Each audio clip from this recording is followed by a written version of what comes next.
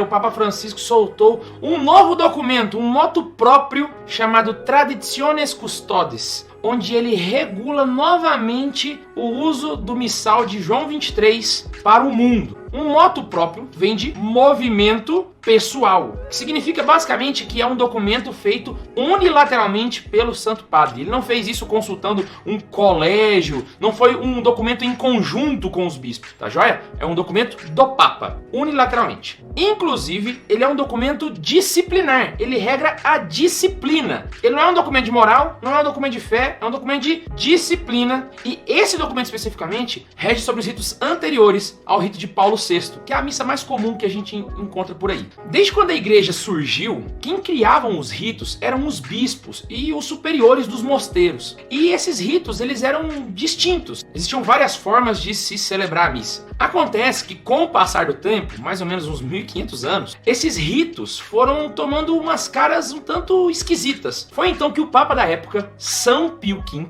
decidiu unificar. Chega de bagunça, vamos fazer um rito só, e esse vai ser o rito promulgado pelo Papa, pela Santa Sé, vindo de cima para baixo. Esse vai ser o rito católico. E foi aí que Pio V decidiu criar um missal romano, que era um missal que vinha de Roma. E a regra era a seguinte: todas as dioceses e instituições que tinham um rito próprio, rito particular, com mais de 200 anos de idade, beleza, segue com o seu rito. Aquelas que o rito tinha menos de 200 anos, era para substituir pelo missal romano e era para seguir o missal feito pela Santa Sé. E ponto final. Entendeu como é que funcionou? Foi aí que surgiu o missal de Pio V, que a gente costuma chamar de missa tridentina, que, digas de passagem, é um rito maravilhoso e muito difícil de celebrar. Pois bem, o tempo foi passando e esse rito sofreu algumas reformas ao longo do caminho, porque esse rito ele tinha regras um tanto específicas que a igreja, com o passar do tempo, não conseguiu mantê-la. Então, os papas fizeram algumas reformas. Eu não vou citar quais, nem quantas, mas eu vou te dizer que o último a fazer uma reforma nesse rito foi João 23, no ano de 1962. Foi então que o mesmo João 23 convocou o Concílio Vaticano II e os bispos, reunidos em concílio, o Sacrosanto Concílio Vaticano II,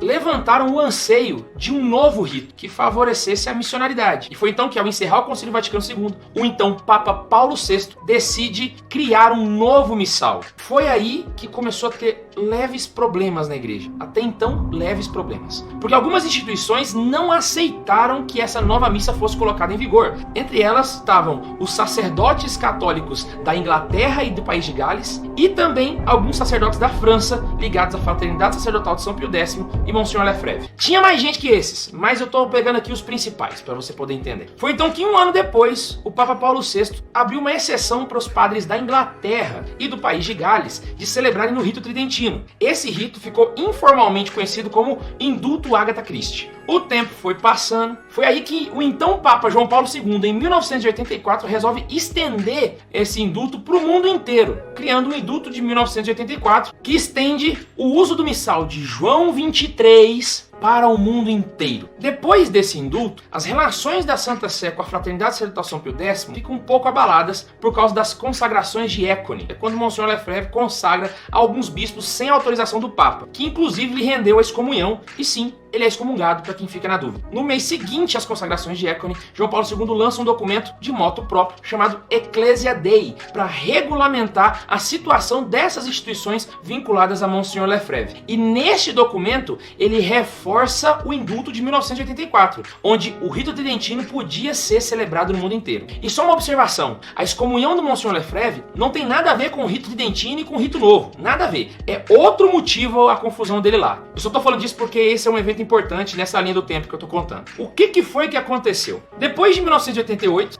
do motu próprio Ecclesia Dei, as instituições que preferiam o rito tridentino sofreram com alguns problemas de interpretação dos documentos. E várias delas começaram a celebrar o missal de Pio V. E vale lembrar, o que João Paulo II tinha liberado era o missal de João 23. Todos os documentos, tanto o indulto Agatha Christie, quanto o indulto de 84, quanto o o Ecclesia Dei, regem sobre o missal de João 23. Nenhum momento foi liberado o de Pio V, entendeu? E algumas instituições estavam celebrando o rito de Pio V. Foi então que, muito tempo depois, para facilitar e regulamentar essa situação, o Papa Bento XVI solta um documento chamado Summorum Pontificum, onde ele regulamenta melhor esse uso do rito antigo pelas igrejas ao redor do mundo. E até então, a Summorum Pontificum era o documento último, o mais atualizado, que tratava desse tema, porque ele era o que regia a missa tridentina no mundo inteiro. A Summorum Pontificum tem vários pontos, eu não vou citar todos aqui, mas vou citar o mais importante. Bento XVI, ele equiparou o rito tridentino com o missal de Paulo VI, colocando ele como rito extraordinário da Lex Orandi. Vou te explicar. Lex Orandi, para ser bem simplificado, é o jeito que a igreja reza, é a forma eclesial de se rezar. Então o que o Bento XVI está explicando é que tem duas formas da igreja rezar: Paulo VI, o ordinário, e o rito extraordinário, que é o do João 23. E é por isso que hoje você conhece o rito tridentino como rito extraordinário, pois é aqui que chegamos no momento deste vídeo. Depois que foi publicada a Summorum Pontificum, Papa Francisco enviou uma carta aos bispos do mundo para poder perguntar para eles como que estava sendo aplicado o documento Summorum Pontificum, se eles estavam sendo colocados de fato em vigor da maneira que deveria. Os bispos do mundo inteiro mandaram cartas para o Papa Francisco, ele leu todas essas cartas junto com uma equipe imensa e percebeu que, na verdade, o objetivo que João Paulo II e Bento XVI tinham colocado nos seus indultos, e até o de Paulo VI também, não estava sendo colocado em prática da maneira que deveria. Para falar a verdade, estava surtindo o efeito reverso. To go to daily mass, but there is no traditional mass offered daily close to where I live. Should I go to a reverently celebrated Novus Ordo Mass? Well, that's a very good question. I understand your difficulty. But I'm afraid I have to answer no.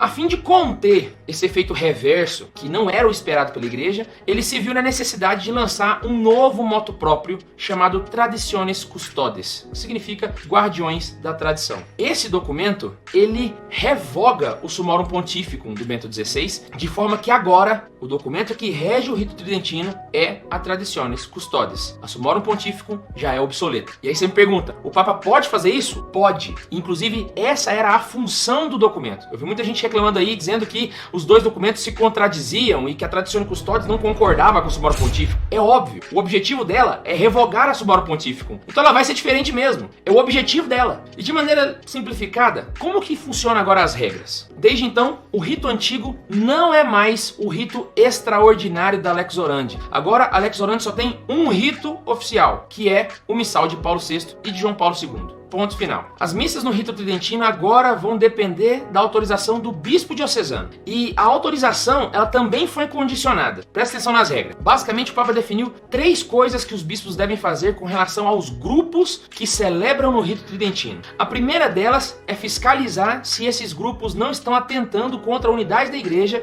e reivindicando para si o status de igreja verdadeira, o que infelizmente é uma coisa muito comum e a gente vê muito por aí. Segundo, o bispo é responsável por garantir o crescimento na fé e o crescimento catequético dos fiéis que fazem parte dessas instituições. E terceiro, uma que é bem dura. Os bispos devem garantir que novos grupos não sejam fundados. Ou seja, quem existe, existe. A partir de agora, não se pode criar grupos novos. O Papa também definiu regras para que o bispo aplique sobre o rito, que são eles. O bispo vai ter que determinar aonde esses ritos vão acontecer, quando eles vão acontecer, basicamente que dias da semana eles vão acontecer, e delegar também um padre, que vai ser o padre oficial da diocese, para celebrar esses ritos. Então ele tem que delegar o padre, que vai celebrar na igreja que o bispo definir, no dia que o bispo definir. Ele também determinou que as leituras na missa sejam feitas em vernáculo. Os seminaristas que ainda vão se ordenar e os padres que vão ser ordenados depois da publicação da Traditiones Custodes, para celebrar no rito tridentino, vão precisar da autorização do bispo diocesano. E o bispo diocesano vai precisar do aval da Santa Sé para conceder essa autorização. Os órgãos que estavam sendo regidos pela Comissão Ecclesia Dei, ou seja, as instituições da Fraternidade Sacerdotal São Pio X e agregados, não são mais regidas pela Ecclesia Dei. Agora vão ser regidos pela Congregação para a Vida Consagrada e Sociedades de vida apostólica. E por fim, ele determina que todos os documentos anteriores à Traditione Custodes se tornem obsoletos, valendo basicamente a Traditiones Custodes. E por ser um documento disciplinar, ele pode fazer isso. E aí a hora que você pode me dizer, nossa Guilherme, mas o Papa foi muito duro.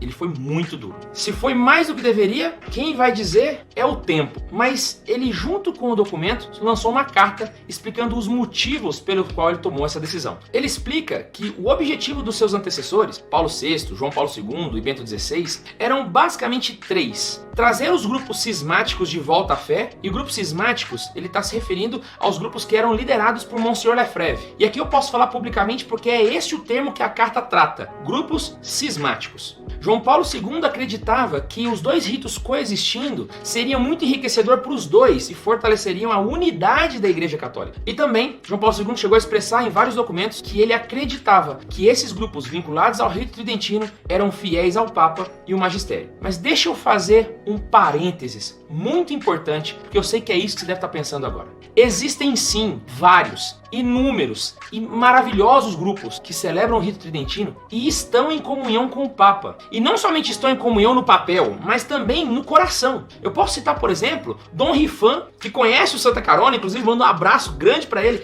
e para toda a administração apostólica, ou o Padre Leonardo Wagner, que é um amigaço nosso. São padres do rito tridentino e que são bons padres, são fiéis à Igreja. Eu queria deixar isso bem salientado. Não vamos generalizar. Embora existam muitos grupos ligados à missa tridentina que são rebeldes e provocam rebeliões dentro da Igreja, existem muitos padres que não são assim. Existem muitos fiéis que vivem uma fé maravilhosa e que infelizmente acabam sendo penalizados por conta de quem não fez o trabalho de casa bem feito. Voltando no que era interesse dos papas anteriores ao Papa Francisco, o Papa Francisco vai dizer que na verdade o que aconteceu foi que a Igreja fez o inverso. Ao invés dela se tornar mais unida com o rito tridentino, junto com o rito de Paulo VI, ela ficou mais desunida, provocando cada vez mais rachas, cismas e separações. Inclusive, o Papa Francisco é um tanto duro nas palavras. Ele disse que as intenções dos Santos Padres foram desgraçadamente ignoradas. Ele usa essa palavra. Eu estou citando o Papa agora. Além dos grupos ficarem cada vez mais cismáticos, houve também um ponto que, pelo que eu percebi da carta, foi o principal motivo dele voltar com essa regra. É que ele percebeu uma instrumentalização da Santa Missa para outros eventos. Basicamente, os grupos de rito tridentino que não fizeram a tarefa de casa bem feita estavam reivindicando para si o direito de serem a Igreja verdadeira, ou então de provocar uma rebelião contra o Papa e a Santa Igreja, usando a missa tridentina como um ato de resistência e literalmente agindo como igrejas paralelas sem submissão aos seus superiores. Inclusive, o Papa chega a comentar na carta que isso é basicamente o que outros grupos também fazem quando utilizam da missa para fins políticos ou também para fins culturais. Ele fala que toda instrumentalização da missa é horrível e assim como uns fizeram isso para angariar militantes políticos, outros o fazem para se rebelar contra a Santa Sé. Independente da instrumentalização da missa, para que lado que seja, ela sempre vai ser maléfica no seio da Igreja. E aí, por fim, ele coloca bem nas últimas letras da carta qual é o principal objetivo dele com a Traditione Custodes, para ficar bem claro para todo mundo. O objetivo dele é que se retome uma forma unitária de celebração do rito. E, para variar, deixa eu contar para vocês. Nós estamos falando de um documento que está tomando, às vezes, de outro documento muito mais antigo. Esses indultos, eles vêm desde 71, 84, 88, 2007. São basicamente 50 anos para que o Papa pudesse avaliar que aquilo, na verdade, não foi benéfico. Quando que a gente vai poder falar com propriedade que esse documento foi benéfico? Daqui 50 anos. E para você que segue o rito tridentino, mas que está junto com o Santo Padre, você que, com o coração reto, estava simplesmente buscando uma nova forma de rito, e eu sei, muitos de vocês procuram o rito tridentino para tentar fugir dos abusos litúrgicos que acontecem nas suas dioceses. Eu tenho certeza que, sem a sua fé, você não vai ficar. Você é um bom católico. E, se for para ir no rito de Paulo VI, você vai. Afinal de contas, você está com o Papa. Agora, para você que se rebelou contra o Papa Francisco, para você que já estava se rebelando antes, talvez essa seja a mensagem que você precisava ouvir. Talvez seja bom você refletir um pouco mais sobre a sua fé. E talvez seja um pouco melhor você refletir sobre a sua submissão a Roma e ao Romano Pontífice. Não tem como ser católico sem estar junto com o Papa. Quero encerrar com uma mensagem que foi dada pelo Alexandre Varela, do Catequista, e que eu achei maravilhoso. Ele contou que na casa dele tem uma rede muito grande, e os filhos deles brincam lá. E o Alexandre tem muitos filhos, são 6 se não me engano. Só Só que é óbvio que quando você tem 6 crianças, tem crianças que brincam direitinho e tem crianças que estão lá pra avacalhar. E é óbvio que com a rede acontecia da mesma forma. E o Alexandre me disse que, às vezes, acontece de 3 dos filhos dele estarem brincando de uma forma que vai machucar. Aí ele vai, recolhe a rede e guarda. Aqueles que estavam brincando errado, pedem desculpa. Aqueles que estavam brincando certo, ficam chateados. Percebeu que quem estava brincando certo acabou sendo punido porque quem estava brincando errado? Quem sabe, nos próximos anos, próximas décadas, esses católicos rebeldes possam pensar melhor a forma de viver a fé. E talvez o Papa Francisco ou os sucessores possam voltar com a rede de volta para a sala. O pai deu um castigo muito duro. Cabe agora a gente sofrer as consequências da nossa desobediência. Refletir sobre as nossas atitudes e sermos cristãos melhores de agora para frente.